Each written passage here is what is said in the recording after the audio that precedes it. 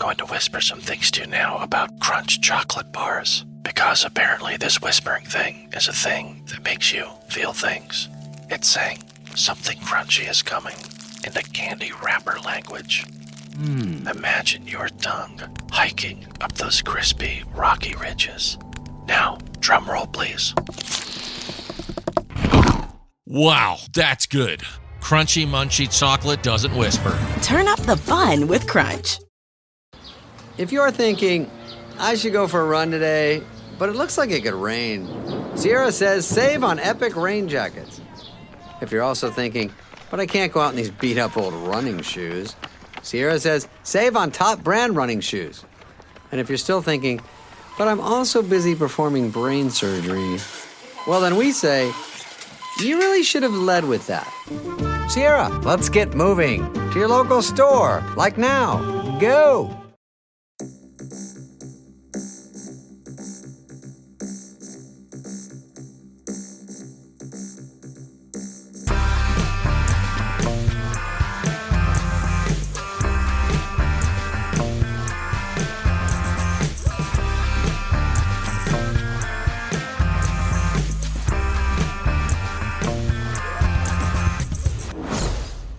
Hello, welcome to Unequal Sequel. Extra. Jazz hands are back, I see. Wonderful. They never went away. Well, sometimes they do, sometimes they don't. Sometimes they're a little less exuberant than other times, but they're still there. We are recording on a Sunday morning again, and we're, just to give you the listeners a little behind the scenes, we are recording Kingdom of the Planet Apes review, and then we're also recording our disenfranchised episode of 2001 Planet of the Apes. So it is going to be an ape-heavy morning for me and Rich. It is. And if you fancy going and listen to that, go over to anotherslice.com/unequal sequel. Oh, God, I wish I hadn't even said that now. It's fine because it doesn't come out until next week anyway. So it won't be there until... It won't be It won't be there until the 29th of May. May. I had to think what month we're in then. It's going to go well. It's anyway, not long left of May. No, we are. It's been a 5-weeker, but it's going quite quick. So yeah, well, we're doing this, and then we've got this is it, isn't it? No, there's a roundup. Yes. Yeah. Sorry, I meant and then the roundup. Yeah. I can't tell you how confused you look for most of that sentence there. It's because Friday's the 31st, and I got confused. Yes. I thought, and also we kind of missed a week because we had that crazy week where everything went wrong in our lives. Yes. Yeah. Anyway, that week. Here we are. We'll talk about that in the roundup. Oh, we'll get to that. Anyway, here we are. We are a review episode of Kingdom of the Planet Apes. We've given it enough time now to let everyone who wants to see it, who doesn't want to see it, and doesn't mind us dropping some big fat spoilers. So there are going to be some spoilers. Yes, I can't review it without spoilers, I'm afraid. We're not that talented of reviewers to be able to wander around and beat around the bush and slowly tiptoe. I'd be like, I have some issues, but I can't tell you what they are because it would spoil the movie. Yes, especially that big ending and some other bits. So here we go. Ladies and gentlemen, Kingdom of the Planet of the Apes, the synopsis by Rich from Unequal Sequel. Go. Oh, shit, I forgot I had to do the synopsis. How do you forget? I don't know. It's been a long time since we've done a review, and it just falls out of my head. Anyway. Okay. Here we go. So we open on some time after the events of War for the Planet of the Apes. We don't know how many years, but we're presuming it's lots. And there are different ape tribes, and we kind of join the eagle tribe. The eagle tribe. So known because they like to train eagles. It's very on the nose. So we're still in kind of prequel to the original Planet of the Apes territory. Like the apes aren't walking around wearing like spacesuits and stuff like they are in the prequel. They're not wearing clothes as such. They're still kind of relatively primitive apes. But it seems that humans really have become pretty much the humans that we see in the original Planet of the Apes, where they're mute and they're more like animals than they are humans we would recognise. Pests, essentially. We're introduced to Noah, who is our kind of main character for this, and his friends, whose names I can't remember, and his mum and his dad. His dad, who's like the main eagle trainer, and his mum, who is old and wise, like all mums are. Yeah. So Noah and his friends have to go and get an egg from a nest, and then that egg becomes their eagle that they train and they bond with. There is a point where Noah discovers a human in their camp, and in the scuffle as the human escapes, Noah's egg gets broken. So Noah decides to go and get another egg. In the process, he discovers there are more apes, and they are quite violent, scary apes. And they follow Noah's tracks back to his village and destroy his village for some reason that I don't know. I don't know why they destroy his village. And they take all the villagers hostage. Well, that's why they destroy the village. Well, yeah, but again, I'm not sure why. They need they're bad slaves, apes. I guess. They are bad apes. But yeah, they keep taking slaves, taken to a big thing where they meet someone called Proximus Caesar, who is a self-proclaimed leader of apes, claims to be the new Caesar, but is bad. You can tell he's bad straight away. And then Noah has to go on a quest to go and rescue his friends and family from the bad apes. And on that quest, he meets the human who broke into his camp, who's called May, and he finds out this human can speak and is intelligent. Bum, bum, bum. And I'm not going to go any further than that, I don't think. You're missing out the best character, which is Raka. Oh, Raka. Oh, yeah. I was toying whether I should mention Raka, but I want to talk a lot about Raka later. So. Okay, cool. Just the film does start with the death of Caesar. He's being oh, it does, doesn't it? He's being burnt alive. Like, it's a big ceremony. Not burnt alive. Oh, not burnt alive. He's dead. He's dead. He's been cremated. That's the word. It's like a Viking burial. They set him alive. Yeah. And then it says many generations later. Yes. So time, like Rich said, time has passed. We don't know exactly how long, but we don't. A long time. So these are after the events of Rise of the Planet of the Apes, Dawn of the Planet of the Apes, and War of the Planet of the Apes. But this is they're making this as a fresh new trilogy. Basically, they're going again. I'm not quite sure if eventually we'll get to what was 1968's Planet of the Apes, or if that's canon or what. Now I'm a little bit confused, but it's all fun and games. Rich, we've previously watched the original 5 films, so we watched Planet, Beneath, Escape, Conquest, and Battle of the Planet of the Apes for our box set mentality. So we're pretty up to date with that lore. We are, yeah. And then we've also watched Dawn of the Planet of the Apes, because people have picked it for the best sequel ever on our interview episodes. And that is a great sequel. It's a great film. How do you feel about Dawn and War before we get into I think they're incredible. I think that whole trilogy is incredible. It's good. It's I great. think that Rise, I loved Rise, but it wasn't until Dawn and War came along that I realised how amazing Rise was. Oh, okay. You know, it's one of those movies where you're like, oh my God, this is good. And then the next two come along and they're so perfect complements to that movie. They're like, oh, it's a brilliant trilogy. And I thought, I've got to be honest, I was nervous of how, you know, Matt Reeves has departed, Caesar is dead. Andy Serkis Andy Serkis is not involved. How is this going to pan out? Yes. So I was nervous about this movie. And how did you feel? We watched some early trailers and we were a bit... I was quite excited about the trailers. Good. You know, I'd be excited for the movie. Nervous excitement, essentially. Okay, well, that's all good. I'm like you. I really like that trilogy of the not reboot, the whatever we're calling it.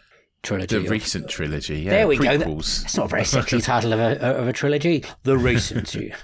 Well, they're prequels, I suppose. But then this is still a prequel, isn't it? Like, I guess so. Yes, timey-wimey, as Doctor Who fans would put it. I think we can all agree Dawn is the standout of that trilogy, right? We reckon. The middle one. Yes, that's Dawn. Yeah, maybe. Even though Rise should become before Dawn, who knows? I'm not going to get in what titles of Planet of the Apes because also Conquest and anyway.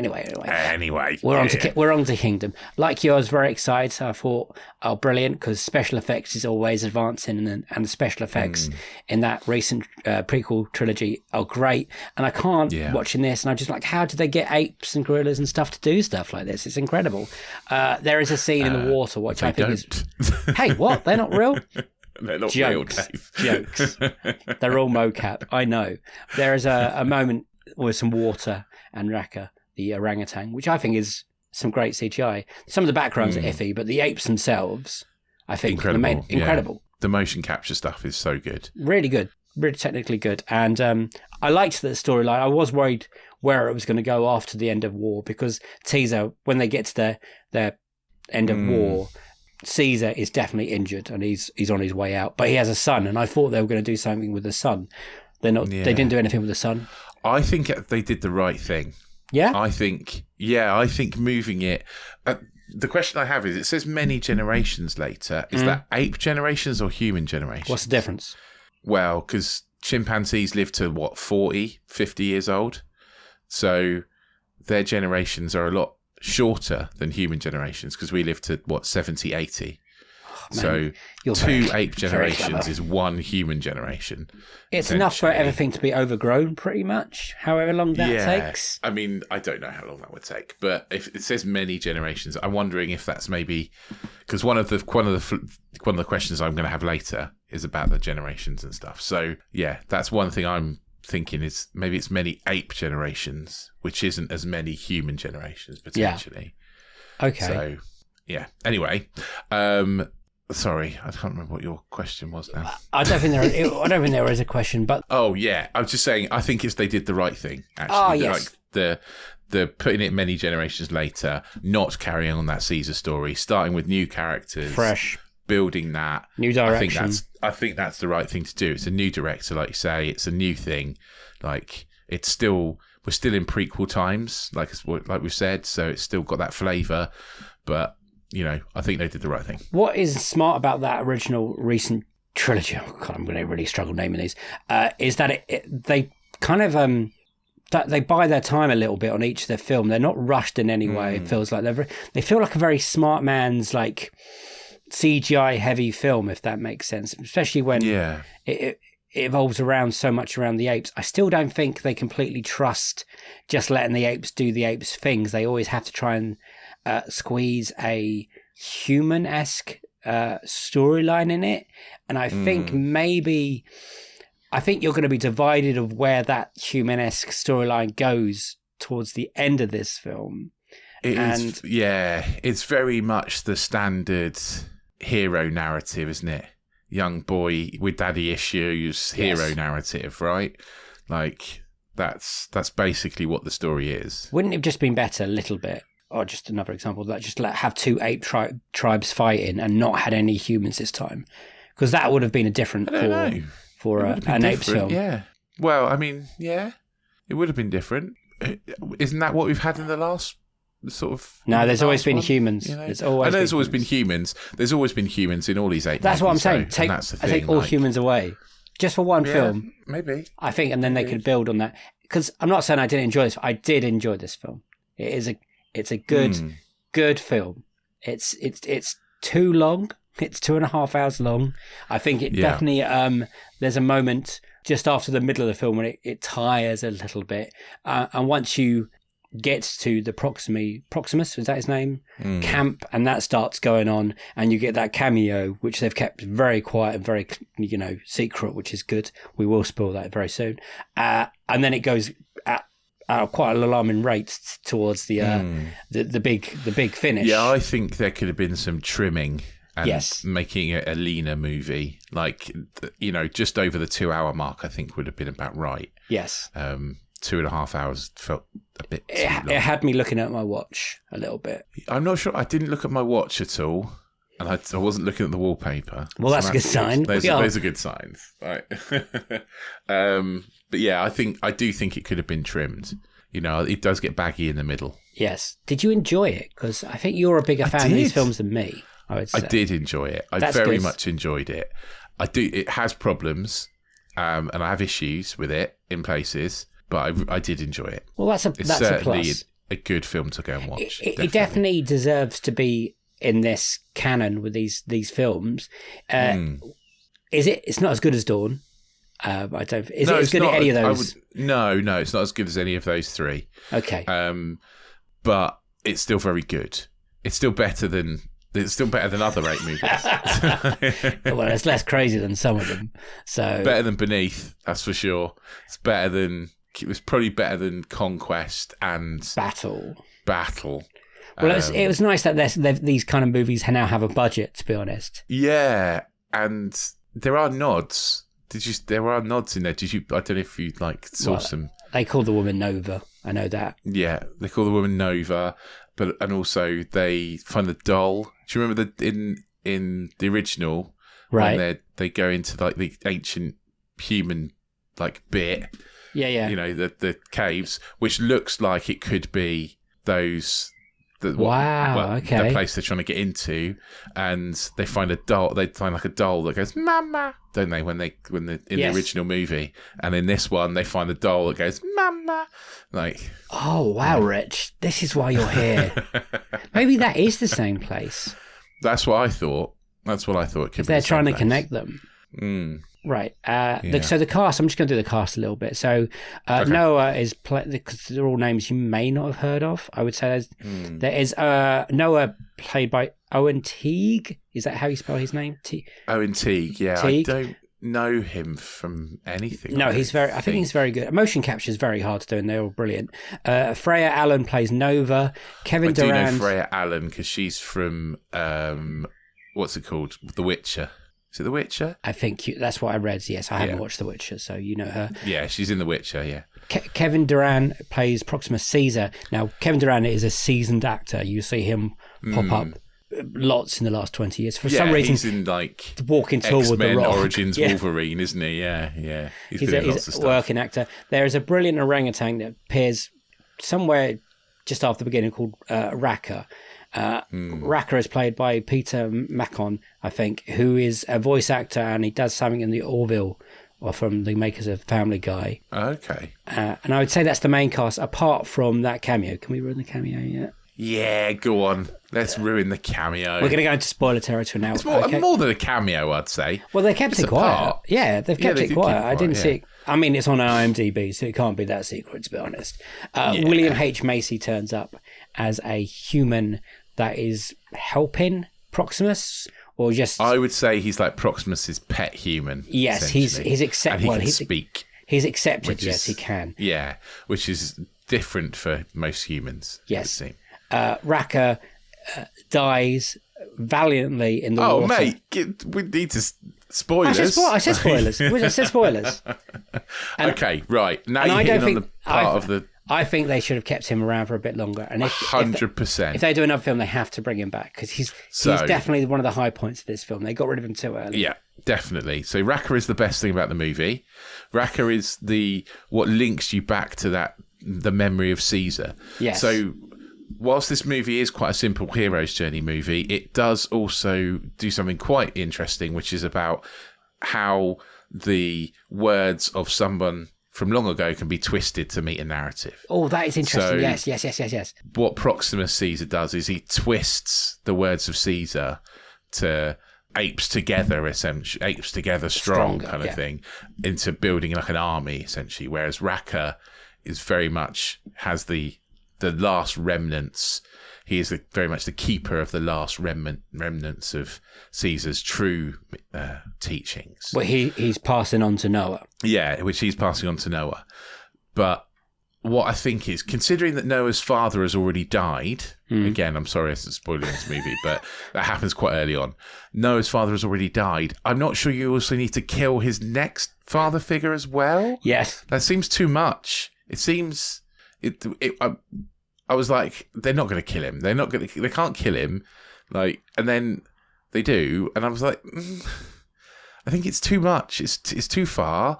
You lose a really good character who could have been really useful, in later scenes. Yes. And I think actually the movie loses something when that happens. Yes. I don't think it gains anything. Yep. I think it loses it.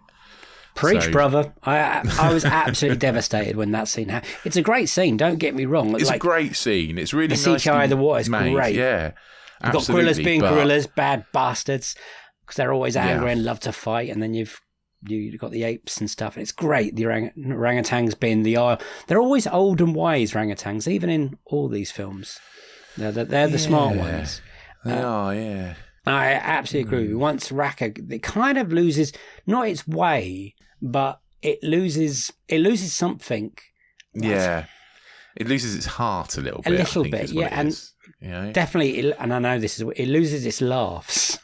Yes, Raka's quite enjoyable yeah. and the things he says, and he's so vibrant. He loves humans. He's trying to sometimes think what he is teaching Noah is wrong, and the funny bits is that we know that certain things are wrong.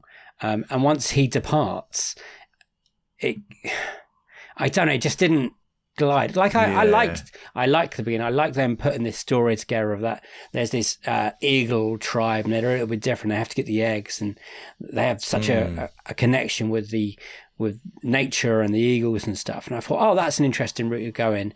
And then obviously bad stuff happens, and they ruin it, and the father dies, and sends Noah on his quest with Nova, who / May, isn't it?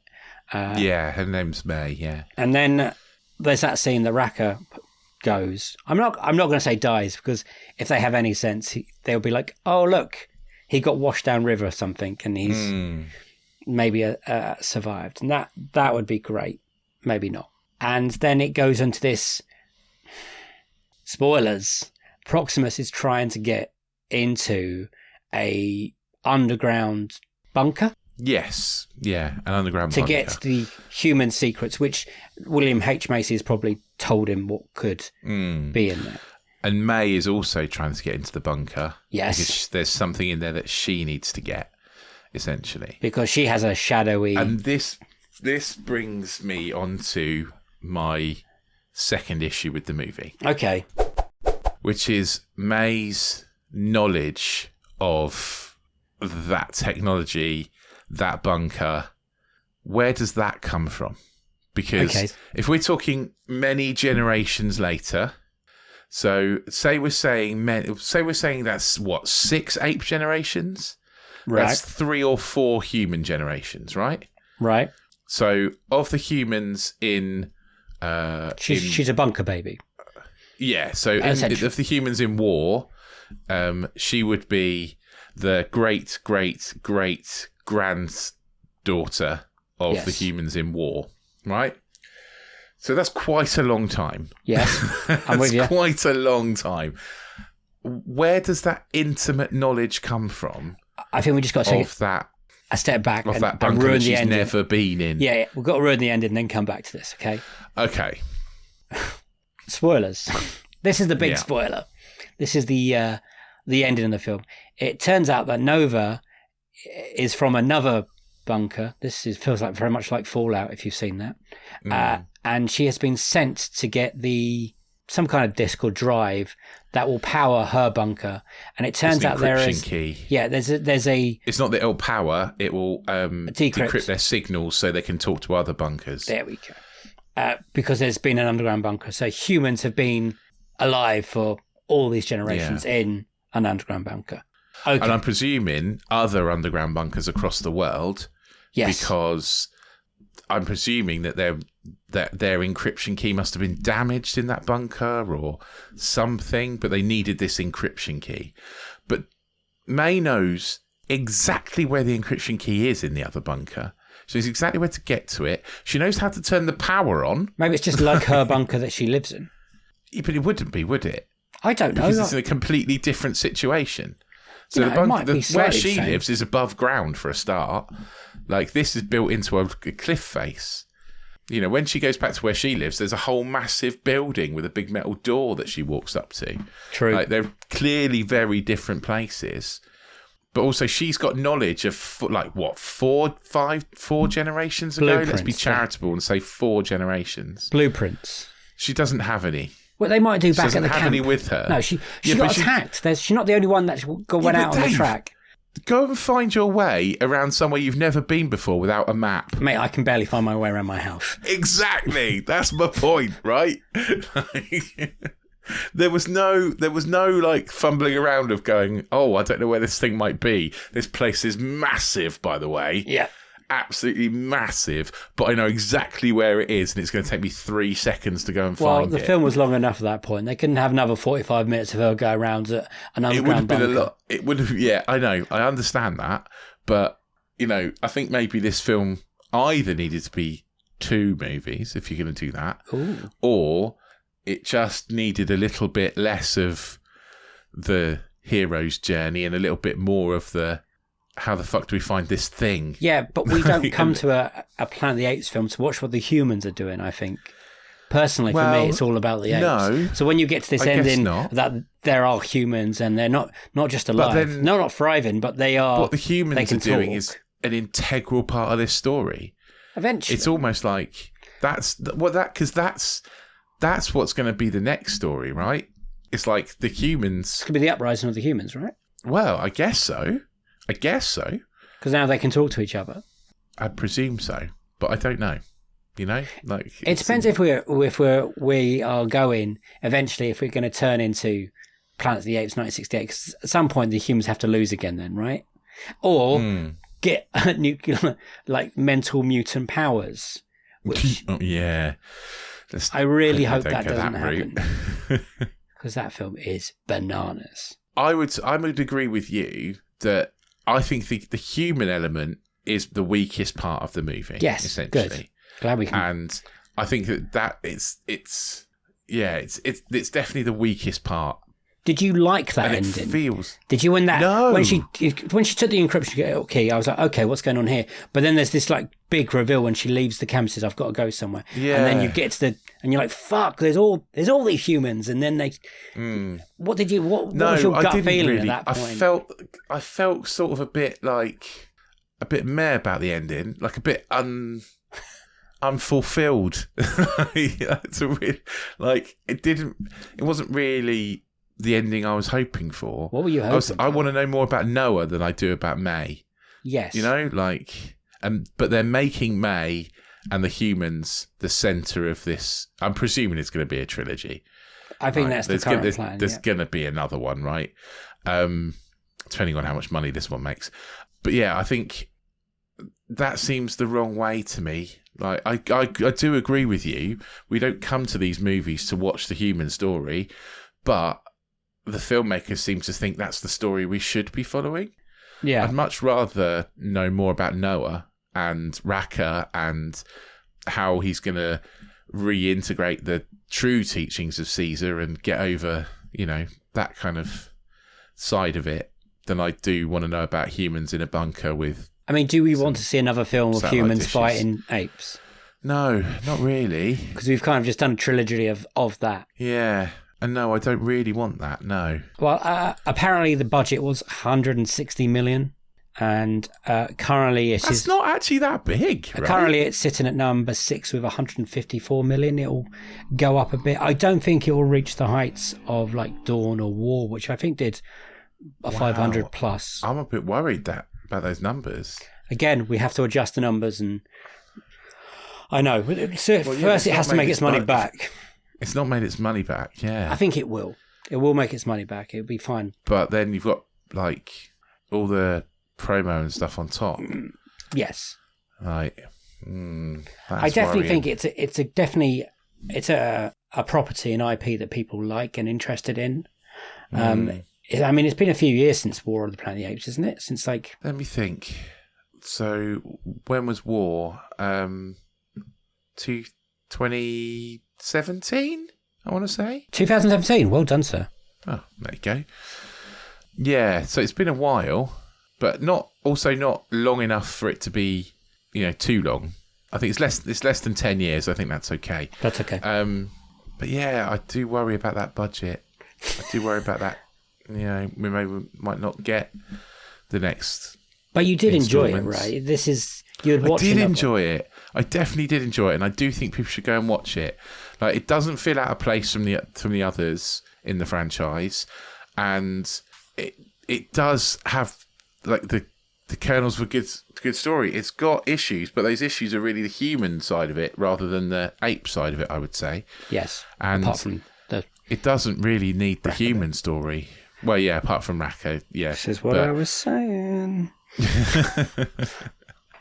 But this is. I'm agreeing with you. Yeah, I sat there and I came out of it. I thought, yeah, that's solid. Like I said, the CGI in some places is just, incredible. What they can do with mocap now and the expressions of the apes and I'm really surprised it was only 160 million. We've seen some of the shit that Marvel have put out that nearly double this budget. And, if you compare that to Quantumania, Ant-Man the Wasp, Quantumania, what was the budget on that? About 300 million or something, I think. This looks so much better than that. So much better. And it'd be really sad. 200 million it was, the budget on Quantumania. Oh, really? Which is a good chunk more than this movie.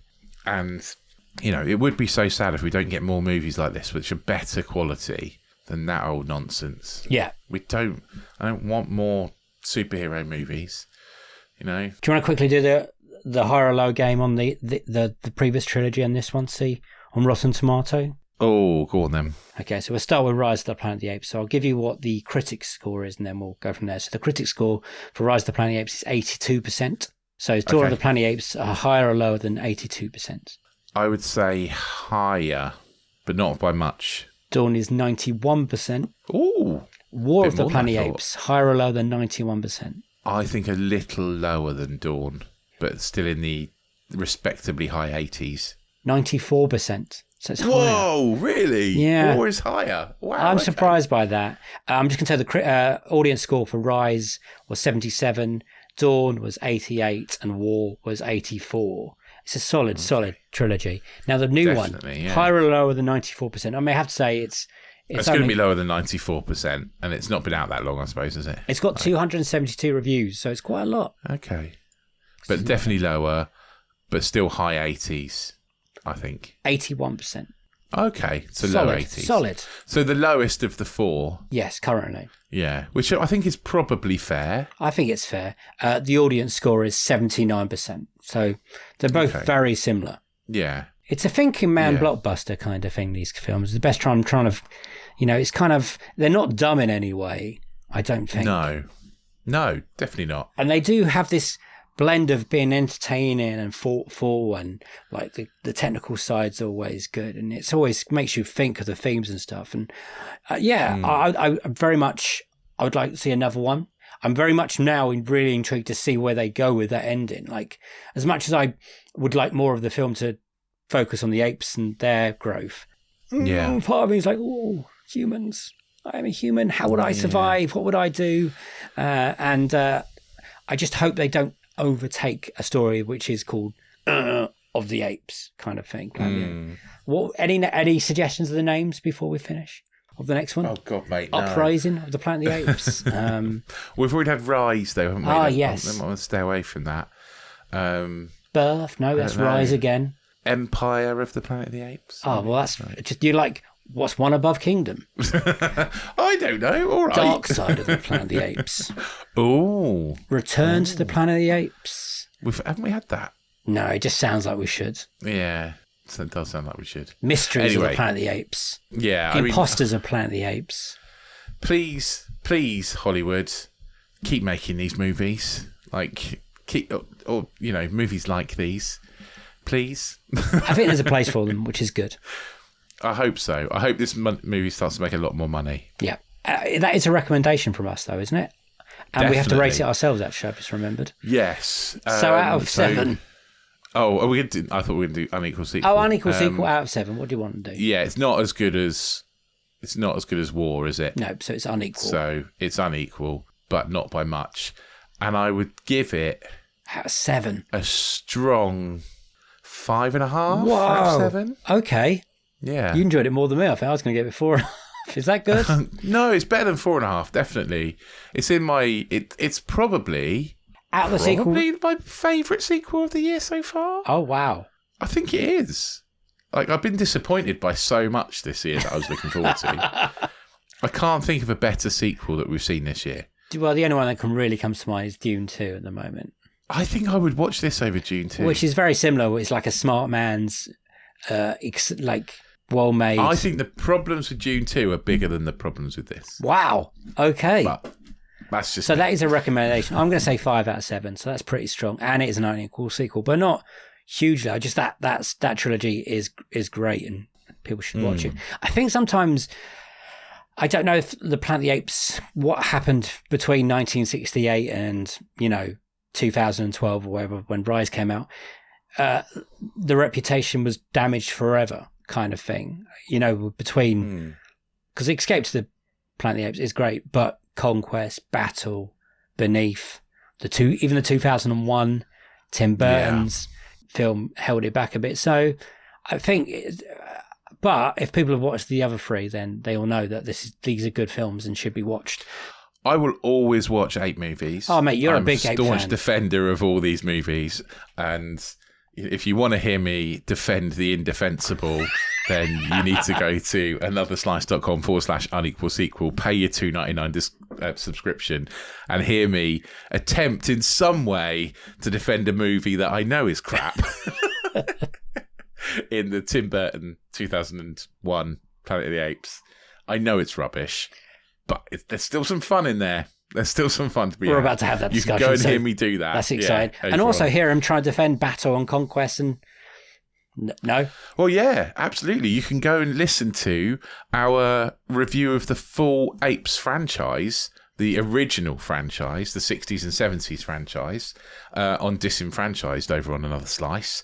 And, talk about how wild some of those movies are. Yeah. And then you will hear my complete love of this whole world. And hear me tell Dave off for calling apes monkeys. I'm getting good at that now. Can we call these fans called ape heads? Is that... Ape heads. I'll be an ape head. Yeah. So see us out properly now.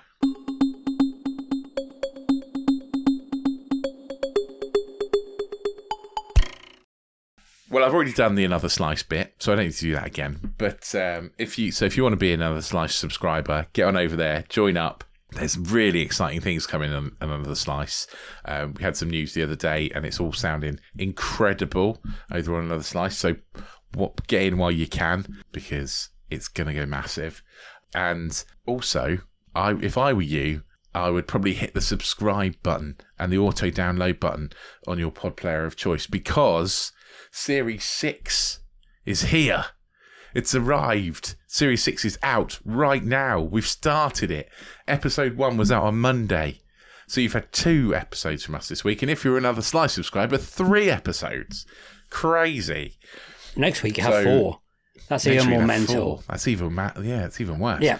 But yeah, on Another Slice you get extra sequels to all our interview episodes. Season 6 is going to be a cracking season. We've already kicked it off with one of the best episodes we could have started a season with. It's amazing. Go back and give that one a listen if you haven't done already. Get in touch with us on social media. Tell us what you thought of the Kingdom of the Planet of the Apes. We are on all the social medias. Just go and search Unequal Sequel on your favourite social media and we'll be there. We're also on TikTok and YouTube and all that kind of stuff. If you don't do social media at all, you can get in touch on the email. We're unequalsequel@hotmail.com. Give us a message on there and we will read out any of your stuff in the end of month roundup, which is next week. Next week. Send your thoughts into us. We want them. We want to hear them. We want to read them out. I've also already got something we got wrong on last week's episode that I've got to read out. So that's exciting. Yes. I'll get to it next week. And then thank you. Anything else? Have I interrupted you there? No. Cool. Good. Thank you very much for listening. Yeah, send all your thoughts into us. Get on Another Slice. Some stuff is happening there. It's all fun games. I'm going to promote my other podcast quickly because I can do that now. The Great Tom Cruise Cake Quest. Episode 1 is out now. It's about Tom Cruise. It's about cake. And it's about endless love. And yes, my first guest on it is Rich from an Unequal Sequel. So I don't know who that guy is, but he sounds great. It's a lot of fun. Get over there. I've got nothing else to say. So it's what? There's going to be a cheeky trailer for that at the end of this episode, so keep listening. Oh, that's a good idea. I'll put a trailer at the end of this episode. And that's a goodbye from me, bye-bye, and a goodbye from him. Bye! See you next week, the sequel to this week. Bye-bye. Can't believe you forgot to put a trailer for your new podcast on your old podcast. I mean, that would help. I'm not good at this. Social media is not our thing. We are not marketing people, are we? No, but I'm so excited that season 6 is back now. And Yay.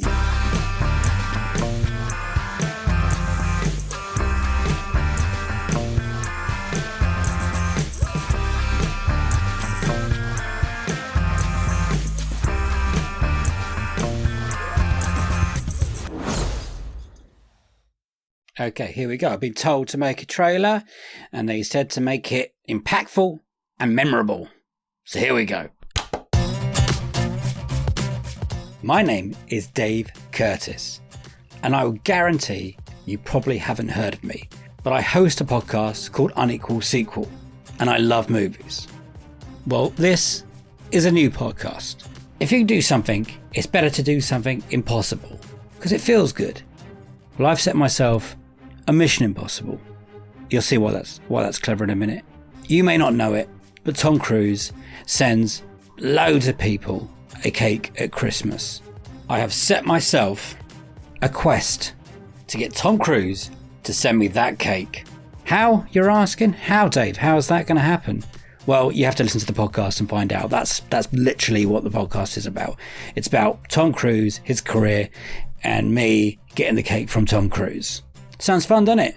How about you listen along? It's called The Great Tom Cruise Cake Quest. And it will be available wherever you get your podcasts. I don't know about you, but I think I nailed that.